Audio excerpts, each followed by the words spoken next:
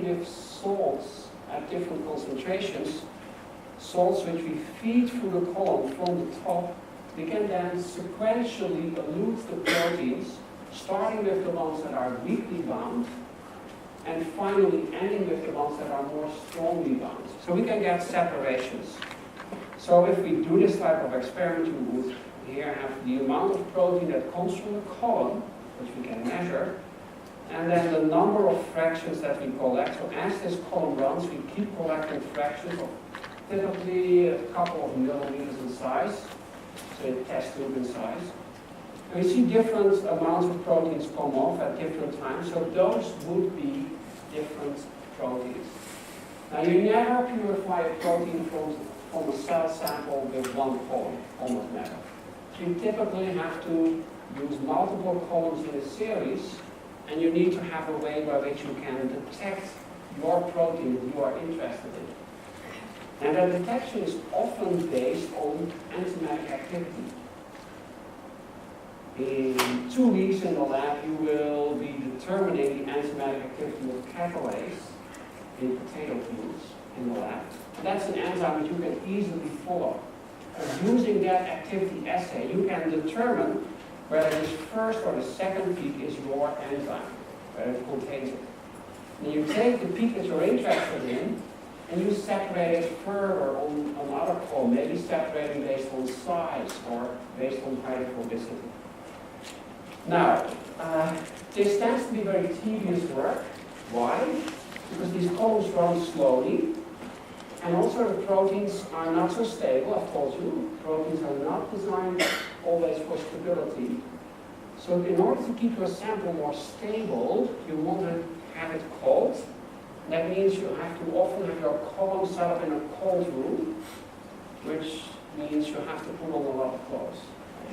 And you want to work fast also to overcome the problem that over time the protein might degrade. So this is really the domain of biochemists. Okay, so we can purify proteins. Let's just accept that. We can do that. So then how do enzymes that are proteins work? Well, here's the idea. There's a substrate that the enzyme works on, and the protein, the enzyme, has a binding pocket for that substrate, and it specifically binds that substrate in that pocket. We call that pocket in the enzyme the active site. And the idea is that the substrate is specific to the enzyme. I should say the enzyme is specific to the substrate. I've already touched on this.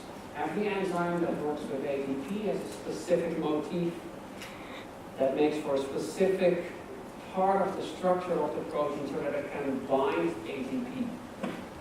Now, in a lot of cases, when the substrate gets into the active site, it actually modifies that active site a little bit so that it fits even better, because there are some van der Waals interactions and maybe ionic interactions going on. We call that an induced fit. And why, under that condition, will the enzyme lower the activation energy barrier? Well, there are a couple of reasons. First, if an enzyme has two substrates, like the ATP and the glucose that we talked about before, in a solution, these two have to come together in exactly the right conformation, which might not be so likely. But in the enzyme, there's an active site that binds the substrates, and it really puts them in the position so that they can optimally react. So they're aligned optimally. And as the substrates bind in the active site, and when an induced fit happens, often there's some strain put on the substrate molecule. So the substrate's chemical bonds are stressed, so they're more easy to break. And sometimes there are groups of the enzyme that take part in the reaction and that temporarily changes the substrate molecule. Later, that side group of the enzyme is recovered. So side groups can take part in the reaction, and then they're recovered later on. We call that the attack mechanism. And another thing that makes enzymes work is they change the hydrophobicity and the charge of the substrate, because there's locally in the enzyme different pH, there's just different conditions in that binding product, in the active site. Okay, so then the reaction takes place, the products are released. The book in chapter 3.2 has 2 or 3 pages dedicated to how enzymes may actually work.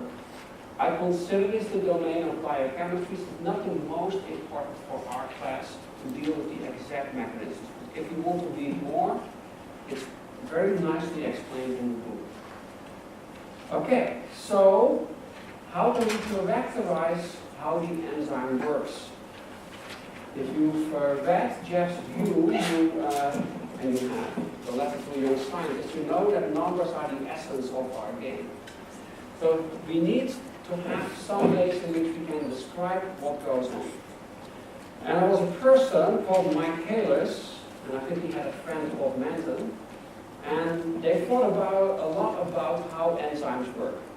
And so here's the idea. We have an enzyme, and we have a substrate, and that forms a complex called the enzyme-substrate complex. And there's a rate constant that describes how fast this complex is formed. But every chemical reaction is reversible, so there also is a reverse reaction. So we have a K2 for that as well. And then the products are formed, and the enzyme and the products they separate, so the products are released. Since the overall reaction tends to be downhill, we have an appreciable forward rate constant, but there's hardly a backwards rate constant, even though there would be. So Michaelis came up with this constant, the Km, which is simply this, and we don't have to remember. But what it turns out is that that constant describes how well the enzyme binds its substrate. And what it really shows is the substrate concentration, so S in between these things. What are they? What is this? Brackets. It is a bracket. Okay. I wouldn't call it a bracket. Okay. The S between brackets, that means the substrate concentration, and the Km equals the substrate concentration at which an enzyme functions at half its maximal velocity. And that's called the Vmax. So the enzyme can have a maximum activity, maximum velocity, maximum rate of product formation, and half that rate is reached at the point where the enzyme is in contact with substrate at a certain concentration. That's the Km. So the Km really indicates how much the enzyme wants to bind a substrate. In other words, it is the thing. And now I have to change the batteries, which I will do. Bear with me. I did it before. Okay, so what is the significance of the Km? If we have 2 enzymes in a cell, and one enzyme has a high Km and the other one has a lower Km. And the enzyme with a lower Km binds the substrate at lower concentrations already. So the enzyme with a lower Km,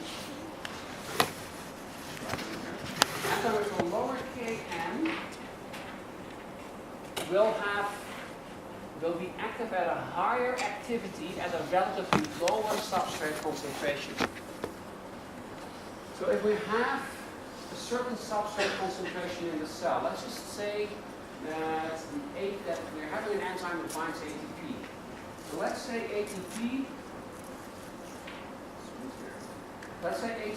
is present at 1 millimolar concentration. If we have an enzyme with a Km that's lower than that 1 millimolar, then that enzyme will always be very active. But if we have an enzyme, that has a Km that is much higher than that substrate concentration in the cell, then actually that enzyme works at a relatively low rate, and it will be very responsive to changes in the substrate. But that's part of the significance of the Km. Right. We'll get back to that. So if we compare enzymes in a test tube, if we just think about which enzyme works the fastest, then we'll find that an enzyme that works really fastest is high K3, where the enzyme substrate is quickly converted back or into, I should say, products.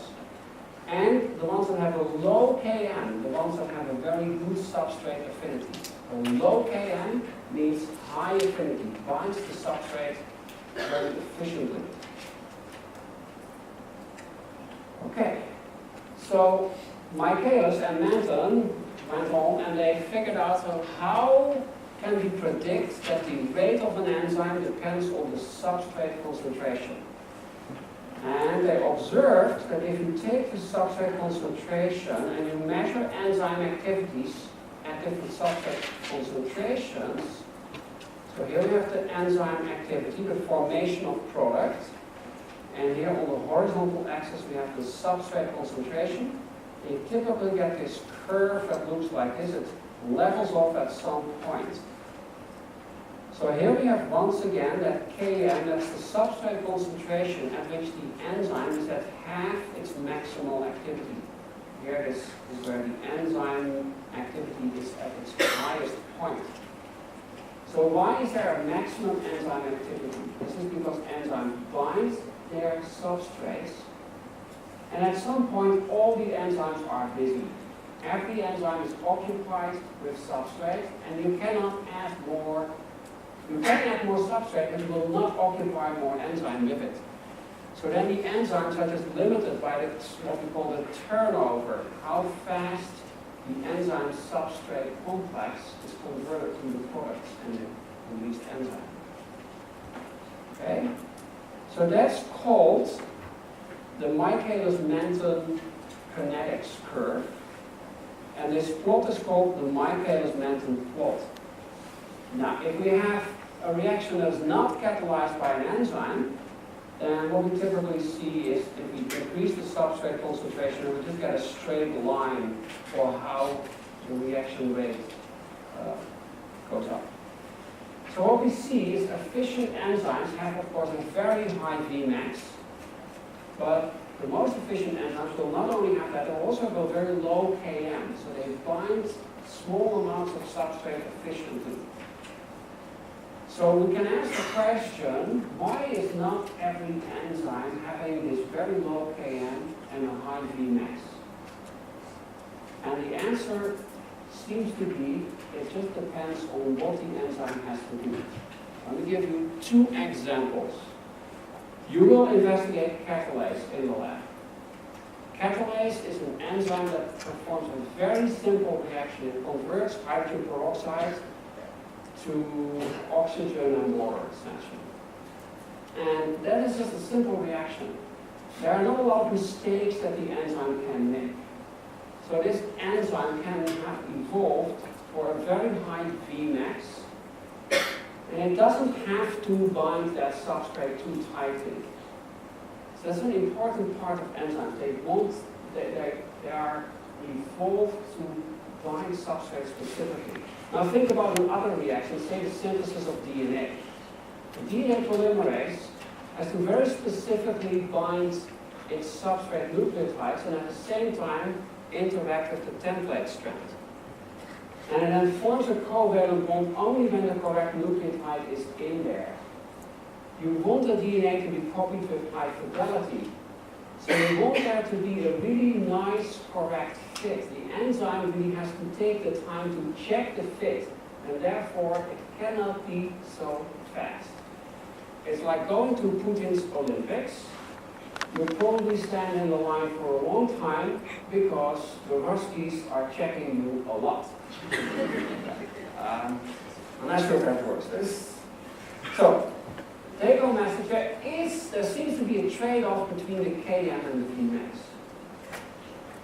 But sometimes, if you want an enzyme that responds to the substrate concentration in the cell, you might want to have an enzyme with a little bit of a higher Km that makes it responsive to the enzyme concentration. Because look at my plot here.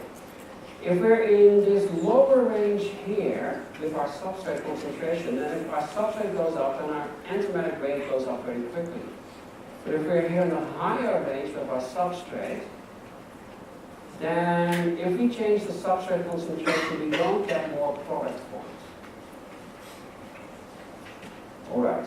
Now, so we care about the Km and the Vmax of an enzyme. We want to measure that. And we can measure enzyme activity in a test tube, and we can make a plot like this. But it's kind of hard from a plot like this to estimate exactly where the Km and the Vmax are. And this has to do with experimental limitations. It's very difficult often to get to high substrate concentrations. This is just challenging. Apart from that, since this is a curve, it's kind of difficult to draw the curve correctly. Don't know exactly how to curve it. So that's another way. If we take this equation with some simple math that you don't have to remember, you can just rewrite that equation called the Michaelis-Menten equation, and rewrite it, and now you get a linear dependence of how 1 over v instead of v depends on 1 over the v max, or 1 over s. So now we can plot 1 over s, and then as a function of that get the 1 over v. And this is called the Lineweaver-Burke plot. No e in Burke, by the way. And the nice thing about the Lineweaver-Burke plot, it gives you a straight line. So through this straight line, you can, through this set of points, you can fit a straight line, and from the intercepts, you can get the Vmax by getting the 1 over Vmax, and you can get the Km, because here you have the negative 1 over Km. So the Lineweaver-Burke plot is just a trick to get a good estimate of the Vmax and the Km for an enzyme. Is that clear? All right. So we can determine the Km and the Vmax. So you will do this in the lab. You will do that. So enzymes have to work within the cell. They typically have to work under the conditions that are there within the cell. Now, if you think of some enzymes, they might actually be secreted, and they might be in an environment where they should be active at an extreme pH. For instance, saccharase is an enzyme that likes to be at a low pH. And if we change the pH and measure its activity, we see there's an optimum. Same for trypsin. Trypsin is a digestive tract enzyme. It functions after the stomach, and it functions best at more basic pH. So why is trypsin not so active at lower or extreme pH? This is because at those extreme pHs, the enzyme might denature, or the active site might not bind the substrate very well. Temperature is also important. Most enzymes are evolved to be the most active at the temperature that are needed in the body. So most of our enzymes are most active under 37-degree temperature, sometimes a little bit higher. So at lower temperature, enzymes don't work as efficiently because the diffusion of substrate is limited and thermal motion limits how quick a reaction can happen. But at elevated temperatures, the enzymes start to denature. Enzyme falls apart. So we have very little enzyme left at the elevated temperatures to do the job. So you'll find an optimum. Each enzyme will have an optimum for pH and temperature. That's the take-home message. Okay, now we get to an important point that most chemists seem to misunderstand. What is the significance of enzymes? Why are enzymes really so important? Reactions will happen. This paper will decay. If I leave this paper very long, ultimately oxygen in the air will get to it, and slowly this paper will disintegrate. It might take thousands of years. That will happen. But that's too slow for life. Why is that actually too slow? Well, think about two organisms early in the evolution of life. And one set of cells didn't have enzymes, the other set of cells did have the enzymes. Set of cells with enzymes do things quicker. So they get all the resources, and the cells that don't have the enzymes simply don't reproduce anymore.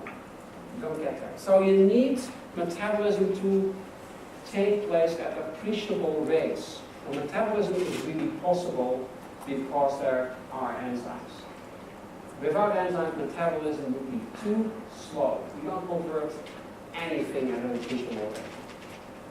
Second important point is because the enzyme is needed for the reaction to really occur at an appreciable rate, now the presence or absence of the enzyme in an active state means that the cell can control whether a certain reaction takes place, yes or no.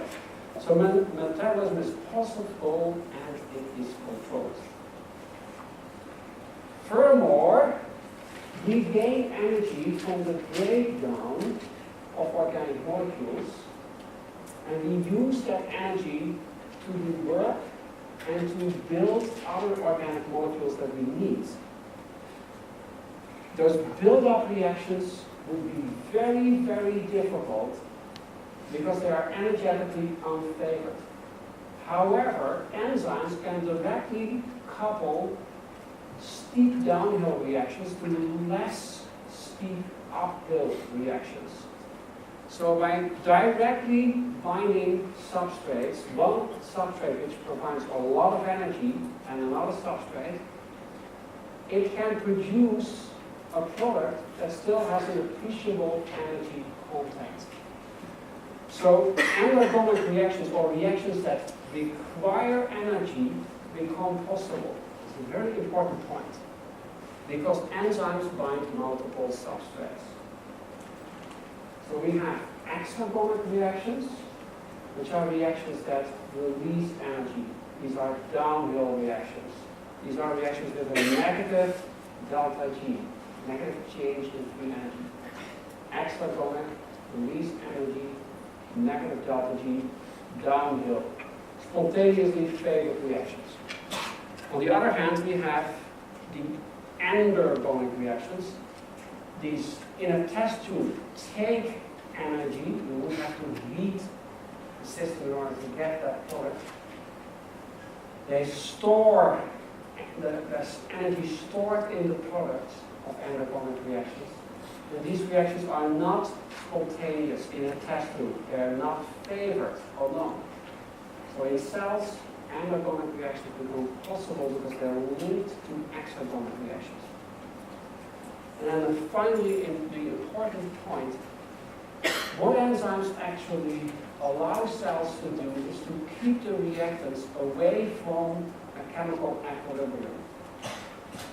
If there was chemical equilibrium in living organisms, then those living organisms actually would be dead. Our cells would fall apart. There would be no structures formed in our cells if we were at equilibrium. The uphill reactions that are linked to the downhill reactions, that's what makes cells possible. And those uphill reactions, because they take place, they do not follow what is predicted by equilibrium. Because of the coupling of downhill and uphill reactions, a lot of the reactants found in the cell are away from chemical equilibrium. I cannot emphasize this too much. Equilibrium is the hallmark of dead chemistry. Living chemistry is away from equilibrium. We'll get there later. Okay, so enzymes control what happens. So how can enzymes be regulated? A very important point that we'll visit much later in the class is that the amount of enzyme present is regulated by whether or not the gene is expressed. We'll get there later. But there are other ways to regulate enzymes. And this can be done by either inhibiting or activating enzyme that is present within the cell. Now, let's look at inhibition first. So if we think about inhibition, how could we inhibit an enzyme? The enzyme can be inhibited by simply killing the enzyme. Somehow there's an inhibitor or molecule, it binds to the enzyme and it changes that enzyme so now it is no longer active. This is a dead enzyme. It's taken out. And we call that mode of inhibition non-competitive inhibition. Non-competitive inhibition inhibits typically they kill the enzyme and remove the enzyme activity. They're for the competitive, non-competitive inhibitors that we know of, the majority are man-made. And a lot of the pharmaceuticals that we may be taking are actually non-competitive inhibitors of enzymes that are maybe not so desired. But if we think about what happens with an enzyme when we add a non-competitive inhibitor and we do a Lineweaver plot. So here we have in blue, we have the Lineweaver plot for the uninhibited enzyme. And now we add the inhibitor. What we see is that the Kn is not changed. The affinity of the enzymes of the substrate for the enzyme is not changed. It's not a property that's changed. But the apparent maximum velocity is much lower. So that means that 1 over the apparent maximum velocity is higher. So we get this red line in the Lineweaver plot if we have a non-competitive inhibitor. And it's a favorite exam question to ask you to draw either a Michaelis-Menten or a Lineweaver plot for an enzyme that is in contact with a non-competitive inhibitor.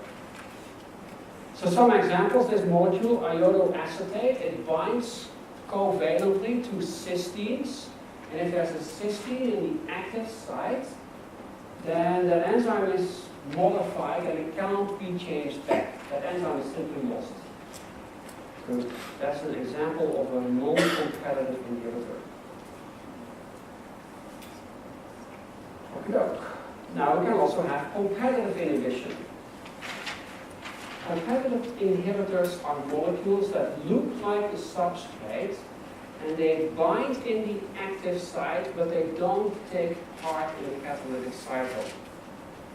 So they bind the active site reversibly. I like this diagram that I put in the book. So let's just imagine here we have an enzyme and it has this binding pocket, and these are its substrates in blue and in red.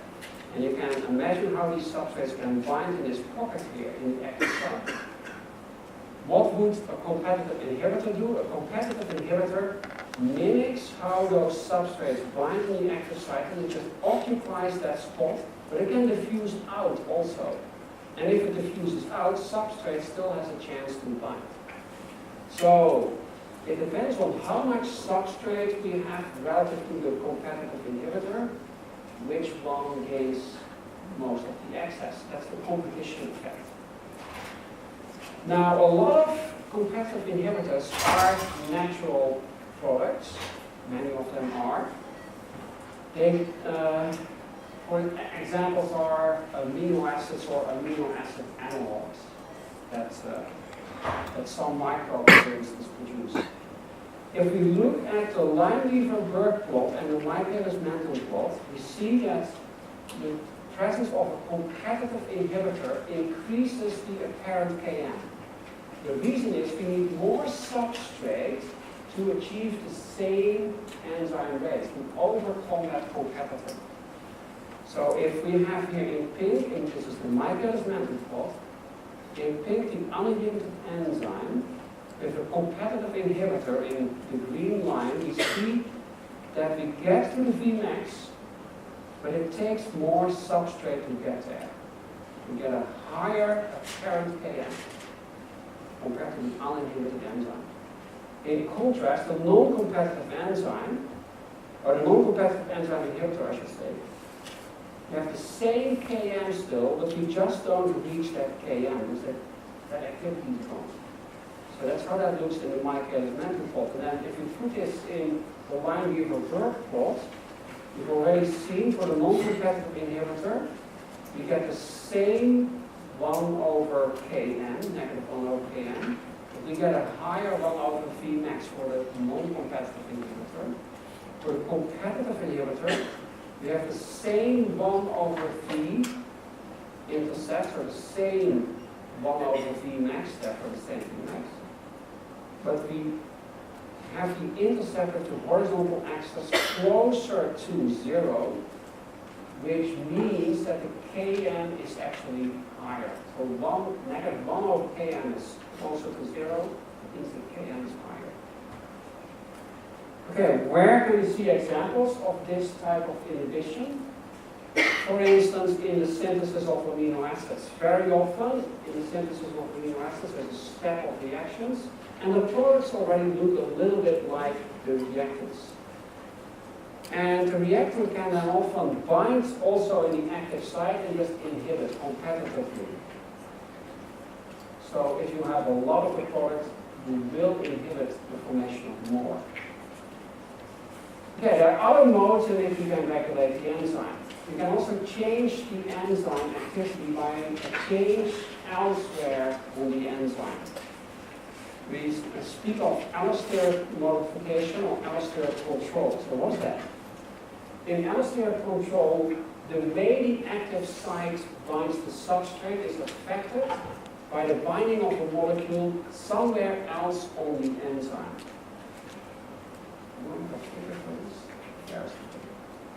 So, allosteric means another site, control via another site. So if an enzyme has an active site, but elsewhere it binds another molecule, that changes slightly the shape of the enzyme, and then the active site is either better or worse for binding the substrate. So we can have this effect being positive or negative, so negative modulation or positive modulation. Negative modulation, we see that once again in enzyme biosynthetic pathways. If we have a series of reactions, it's well known for the synthesis of tryptophan in bacteria, the final product binds to the first enzyme of the pathway, but not at the active site, and